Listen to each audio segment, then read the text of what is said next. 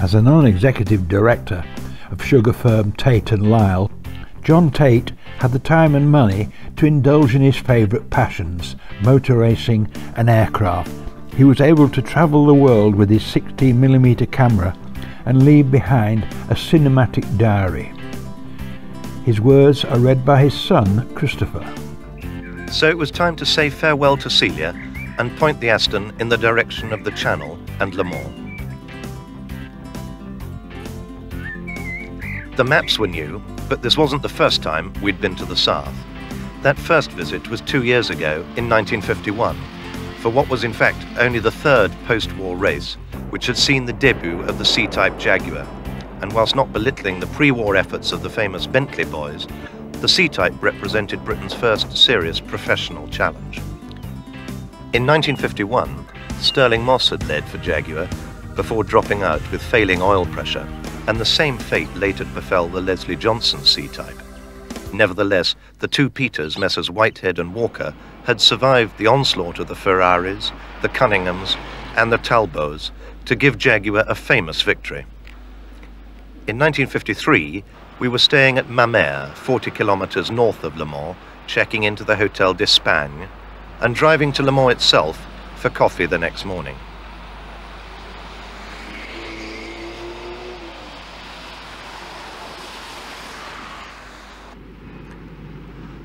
There was time to watch the citizens of Le Mans go about their daily business and to ponder over last year's race. Jaguar had not been able to repeat their 1951 victory. They had been totally eclipsed for speed by the new Mercedes 300 SL, complete with those futuristic gull-wing doors. Alberto Ascari in a Ferrari had set the lap record before retiring, leaving Mercedes with a 1-2 victory. Leslie Johnson and Tommy Wisdom finished third in the Anglo-American Nash Healey. Aston's, having finished third in 1951, failed to get a single car to the finish. Out to the track around lunchtime, the first practice session having been the previous evening, and so the cars were tucked away in their garages, and the empty stands stood silently waiting for the thousands who would fill them in 2 days' time. No cars, but at least the painted nameplates above the pits whetted our appetites. Talbot, winners in 1950, Lancia, who've just won the Mille Miglia with their Jano-designed D20, the French Gordinis, Pegaso from Spain, Borgward and also Porsche from Germany, Renault with their tiny 750 saloons, and from America, Briggs Cunningham. Fraser Nash are here, Allards also, and Alfa Romeo for the first time since before the war. Nash Healey hoping to repeat last year's successful third place. Austin Healey, Ferrari have 4 cars entered, and Bristol with a couple of curious coupés. The Jaguar C-Type is fitted with disc brakes for the first time. There's a single Oscar from Italy, and the new DB3S from Feltham. We were lunching at the Hippodrome. The best way to get there is to drive around the circuit. You could see the pit lane exit marked on the road as we cruised under the Dunlop Bridge. Down to the famous S's, and we see a Gordini getting in some unofficial practice. Tertre Rouge and the sandbanks are already in place. And there the famous line of poplar trees on the left, with not a single straw bale in sight. Then it's down the Mulsanne Straight, all 5 miles of it, the main Route Nationale to Tours. Halfway down, we stop for lunch at the Hippodrome restaurant.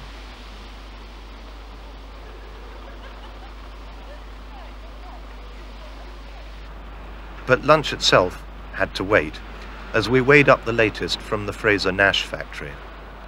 This is a Targa Florio model with a hard top.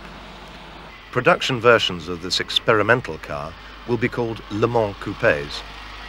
The car is down to be driven by Wharton and Mitchell. After a satisfying lunch featuring the local speciality, Rillette de Mont, we carried on down the rest of the Mulsanne Straight, and a French racing blue Panhard with its extended tail sweeps by. And so to Mulsanne Corner. I wondered how many cars would go off into the sandbanks and lose precious minutes digging out. Then it was foot down again for the run back up to Indianapolis. Indianapolis is fast, taken in third at about 75 miles an hour. Then there's a short straight to the right-hander at Arnage.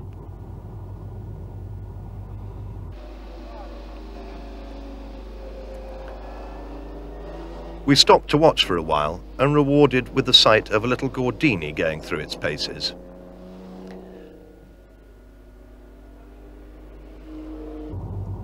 Back in the Aston, we were soon up to Whitehouse, Maison Blanche, where 3 Bentleys and other cars had their famous pile-up in 1927. Even 26 years on, there is nothing to stop one emulating Callingham and hitting the ditch and rolling into the adjoining fields. Race morning, and the car parks were already full.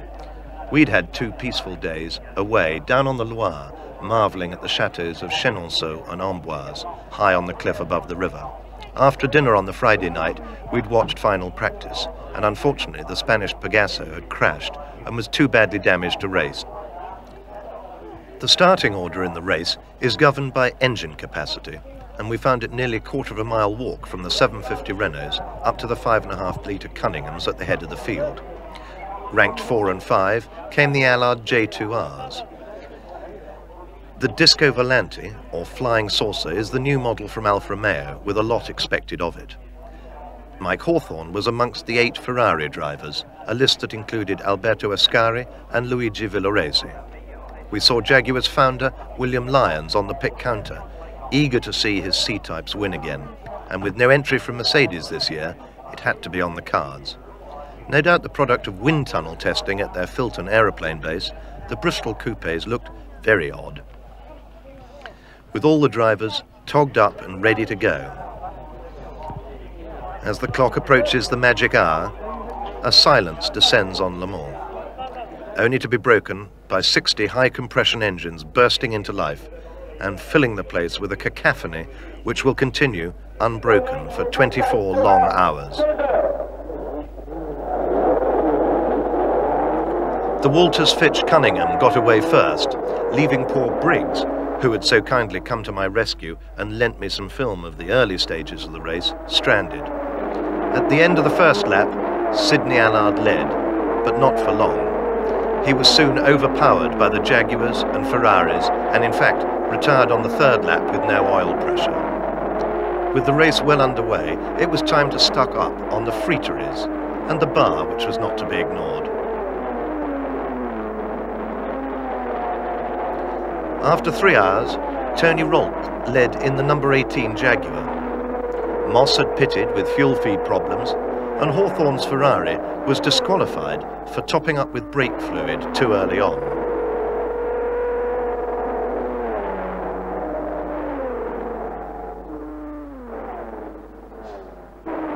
We watched the number 7 Talbot climb the hill from the Dunlop Bridge. A yellow C-Type was entered by the Belgian Jaguar distributor for Laurent and de Tournecourt. Johnny Fitch and Phil Walters drove the number 2 Cunningham, which was the fastest car in the field. Most of the huge crowd at the comfort of our room at the Hotel d'Espagne, they rough it under canvassed among the pine trees. The 6 hours of darkness are very special at Le Mans. The crowd thins to a few hardy souls, but the noise goes on as the cars rocket up the hill between the pits and the grandstands. By now, Rolt and his partner Duncan Hamilton have built a 2-lap lead over the Ferrari of Ascari and Villoresi. Just after dawn on Sunday came tragedy. Tom Cole, the American, was tragically killed when his Ferrari crashed at Whitehouse Corner. At 5 in the morning, with 11 hours still to go, only Jaguar and Cunningham could claim to have all their cars still running. And there was no sign yet of the crowd refilling the stands. This part of France is notorious for its early mist on summer mornings, and until it's burnt away by the sun's heat, this makes driving down the Mulsanne at 150 miles an hour hazardous, to say the least.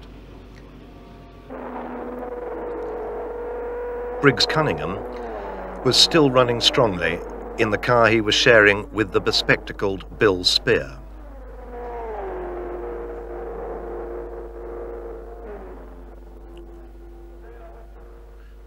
The mist hung around for a long time, and yet the morning chill and the noise of passing race cars was not enough to waken some.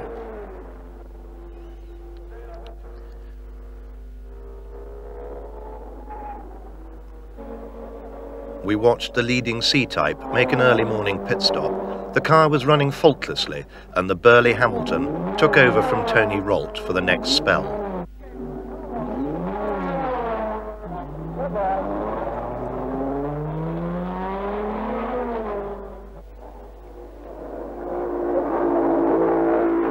The next arrival was the diminutive DB Panhard, a strong contender for the Index of Thermal Efficiency, a contest which measures fuel consumption against race times. The air filled with the breakfast aroma of fresh coffee, hot croissants and throat-burning gauloises to add variety to the existing odours of castrol and burning rubber.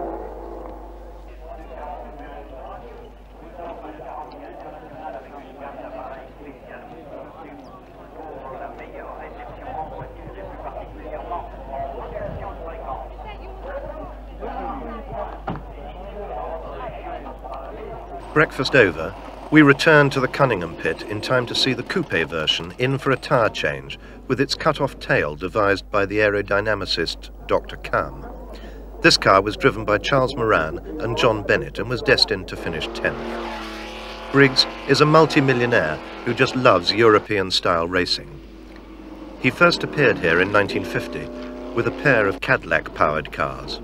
Since then, winning the Le Mans 24-hour race has become an obsession with him. For this year, he'd shipped over 17 tons of equipment from the United States, and the team was being run with military precision.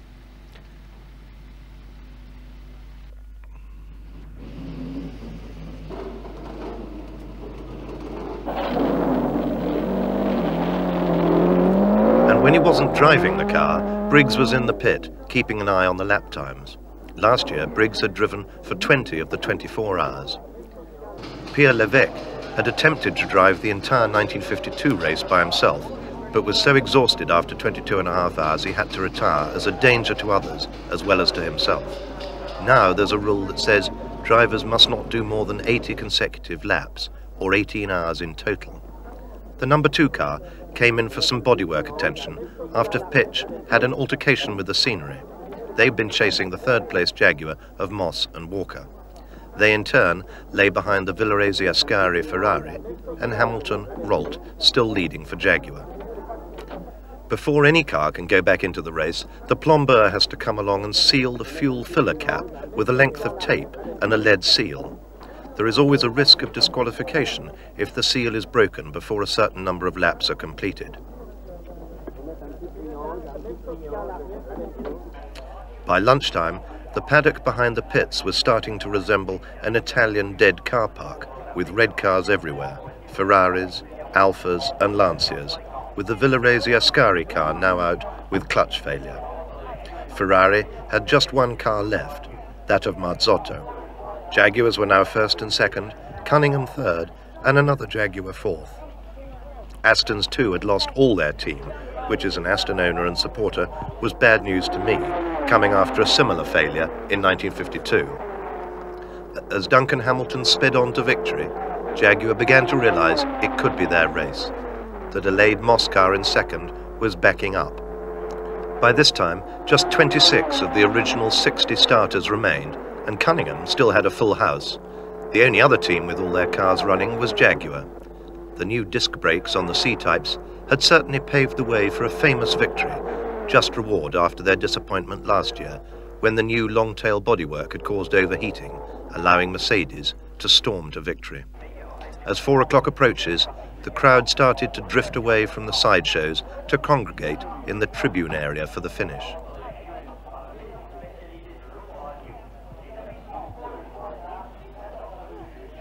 Some could sleep through it, but still the race ran on, and we watched the Cunningham Shark chase Moss through the S's.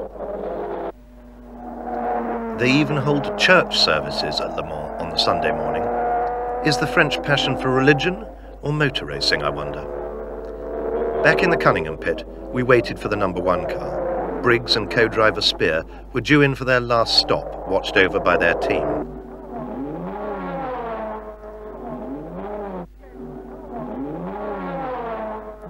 Bill Spear handed over to Briggs for the last spell. The lap chart showed that Cunningham held 3rd, 7th and 10th places. A brilliant result when you consider that their cars were mostly brute force, and they've seen off the best that the likes of Ferrari, Aston, Alfa and Lancia can offer.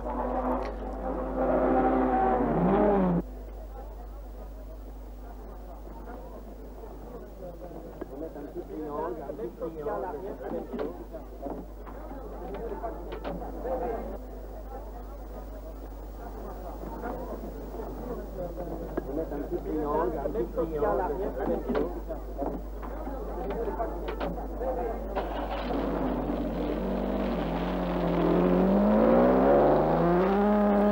glimpsed William Lyons through the crowd. What a result for him. But there was still tension. A few more laps to go, during which anything could happen, and so often does in motor racing.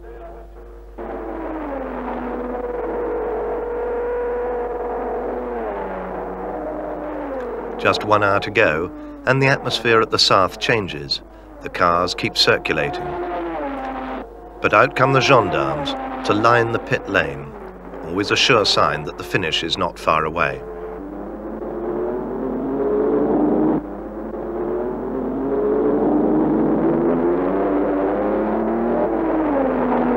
Two minutes to go, and Briggs's cameraman caught Tony Rolt overtaking the Moran Bennett Coupe Cunningham just after the Mulsanne turn.